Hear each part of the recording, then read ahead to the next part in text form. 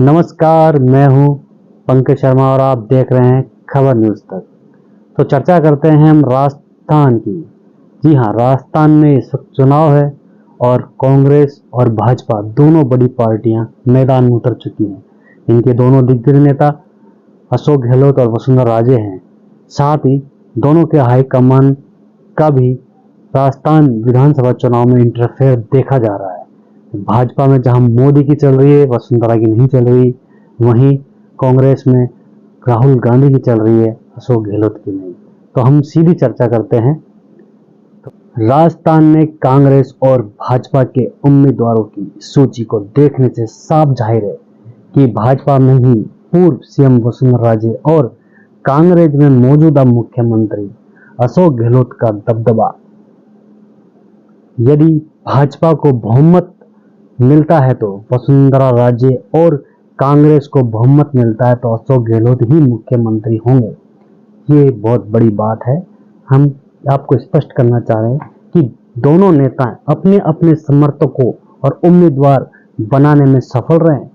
चुनाव परिणाम के बाद विधायकों के बीच शक्ति प्रदर्शन होता है तो भाजपा में राजे और कांग्रेस में गहलोत ही सफल होंगे। ये नोट करने वाली बात है। मौजूदा समय में ये दोनों नेता अपने जिन समर्थकों को टिकट नहीं दिलवा सके उन्हें निर्दलीय चुनाव लड़ाने की छूट दे दी है। इन दोनों नेताओं को पता है कि यदि कोई निर्दलीय उम्मीदवार विधायक बनकर आता है तो उन्हीं के पास आएगा। ये सीधा संकेत हाईकमान को ही जा रहा है। प्रदेश की जनता, खासकर भाजपा के नेताओं और कार्यकर्ताओं ने देखा है कि पिछले 5 वर्ष में वसुंधरा राजे ने भाजपा हाईकमान के सामने शक्ति प्रदर्शन के सिवा कोई काम नहीं किया, चाहे धार्मिक यात्रा हो या फिर जन्मदिन का अवसर हो। राजे ने यही दिखाने की कोशिश की है कि प्रदेश में वे ही भाजपा की सबसे बड़ी नेता है।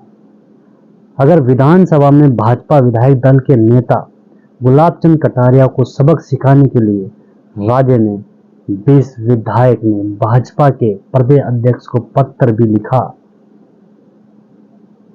इस पत्र में विधानसभा में कटारिया पर भेदभाव करने का आरोप भी लगाया।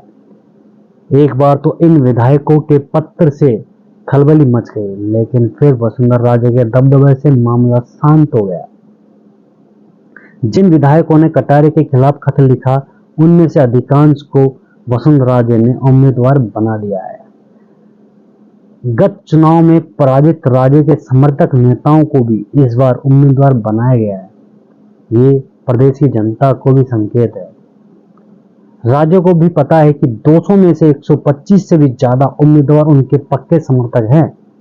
भाजपा का हाईकमान माने या ना माने, केंद्रीय मंत्री गजेंद्र सिंह शेखावत, चाहे अर्जुन राम मेघवाल हो या कैलाश चौधरी हो, अपने समर्थकों को उम्मीदवार बनाने में विफल हो गए।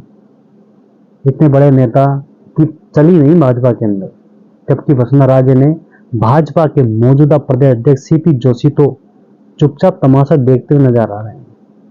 वहीं उम्मीदवारों की वजह से वसुंधरा राजे इन दिनों बेहद उत्साहित है, इसलिए प्रदेश भर का दौरा कर अपने समर्थकों को जिताने में लगी हुई है।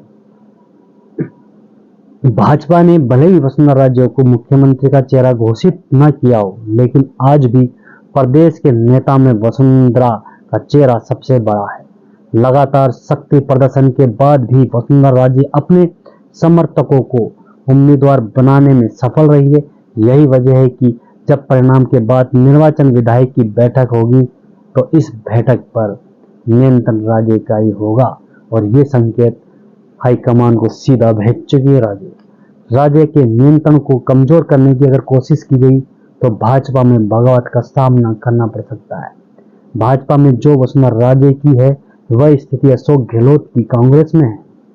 गहलोत ने भी अपने अधिकांश समर्थकों को उम्मीदवार बनाने में सफलता हासिल कर ली है। उन्होंने भी हाईकमान को सीधा संकेत दे दिया है। शांति धारीवाल को कोटा से उम्मीदवार बनाए जाने के बाद वर्ष 25 दिसंबर वाली बगावत का असर भी खत्म कर दिया है गहलोत ने। जयपुर में हवा महल से भले ही महेश जोशी का टिकट कट गया हो, लेकिन जोशी ने भी घोषित उम्मीदवार आर तिवारी का समर्थन कर दिया है। देर सवेर अजमेर उत्तर से आरटीडीसी के अध्यक्ष धर्मेंद्र राठौड़ ने भी कांग्रेस से घोषित उम्मीदवार महेंद्र सिंह रलावत का भी समर्थन कर दिया है। महेश जोशी हो या धर्मेंद्र राठौड़, इन दोनों को पता है कि यदि कांग्रेस को बहुमत मिलता है और सरकार बनती है तो मुख्यमंत्री अशोक गहलोत ही होंगे और फिर गहलोत के शासन में उनकी किसी मंत्री से ज्यादा चलेगी। ये उन्हें गहलोत पर विश्वास है। कांग्रेस हाई कमान भले ही 25 दिसंबर 2022 की घटना को लेकर गहलोत से नाराज हो, लेकिन उम्मीदवार तो गहलोत की सिफारिश से ही तय होंगे। इसमें भला हाईकमान क्या कर सकता है? इस गहलोत की चतुराई कहा जाए या 20-25 पायलट समर्थकों को टिकट क्लियर करवाकर 135 से भी ज्यादा स्वयं के उम्मीदवारों बना दिए हैं। यदि कांग्रेस को बहुमत मिलता है तो निर्वाचन विधायक में मुख्यमंत्री के नाम पर गहलोत का ही चयन होगा। कांग्रेस में मुख्यमंत्री चयन अधिकार निर्वाचन विधायक हाई कमान को दे रहे हैं। इस बार कांग्रेस इस परंपरा को गहलोत ने गलत वर्ष 2025 दिसंबर को तोड़ दिया है। परिणाम के बाद जरूरत होगी तो गहलोत के समर्थक विधायक एक बार फिर कांग्रेस की इस परंपरा को तोड़ देंगे और सरकार गहलोत के पक्ष में बनेगी। देखा आपने कितनी राजनीति है। नमस्कार।